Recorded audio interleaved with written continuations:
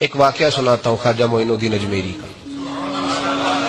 عطائے رسول ہند الولی حضرت خواجہ معین الدین اجمیری رحمت اللہ تعالی علیہ، میرے حضرت صاحب فرمایا کرتے ہیں ہم کٹر قادری ہیں، پر ہم کھل کے یہ بات مانتے ہیں کہ ہندوستان کے بادشاہ کا نام معین الدین اجمیری ہے۔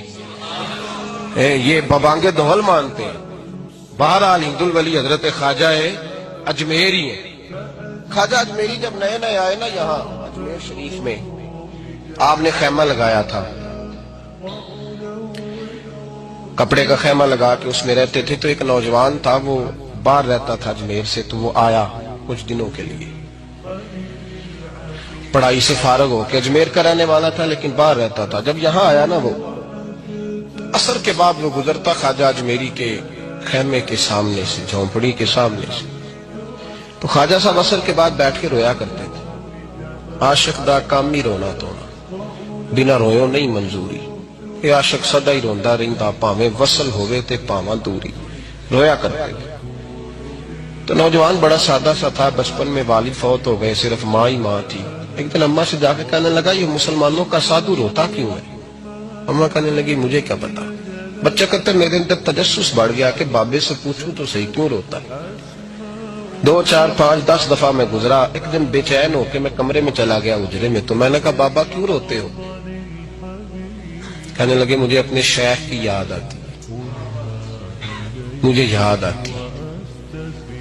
تو وہ بچہ کہتا ہے مجھے اس وقت تک پتہ نہیں تھا کہ محبت میں بھی رویا جاتا ہے، میں سمجھتا تھا رونا صرف دکھوں میں آتا ہے، شیخ کی یاد آتی۔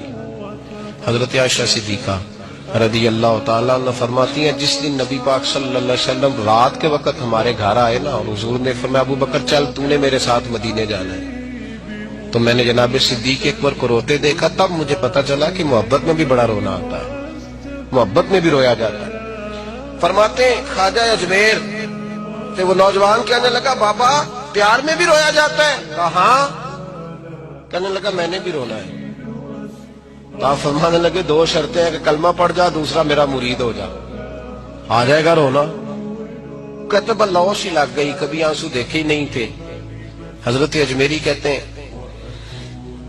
اس طرح کر لے۔ کہنے لگا جی میں اپنی اماں سے پوچھ لوں۔ اماں کے پاس گیا تو اماں کہنے لگی بیٹے میں تجھے جانتی ہوں، تیرے دل میں جو بات بچپن سے آ جاتی ہے نا پھر وہ نکلتی کوئی نہیں، تو اس طرح کر لے جس طرح بابا کہتا ہے، اس لیے کہ تو نے پیچھے تو ہٹنا نہیں۔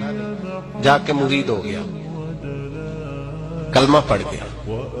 اب بابا جی کہتے ناشتہ بھی میرے ساتھ کرنا ہے، شام کا کھانا بھی، اور فجر کی سیر میں بھی تو ساتھ جائے گا۔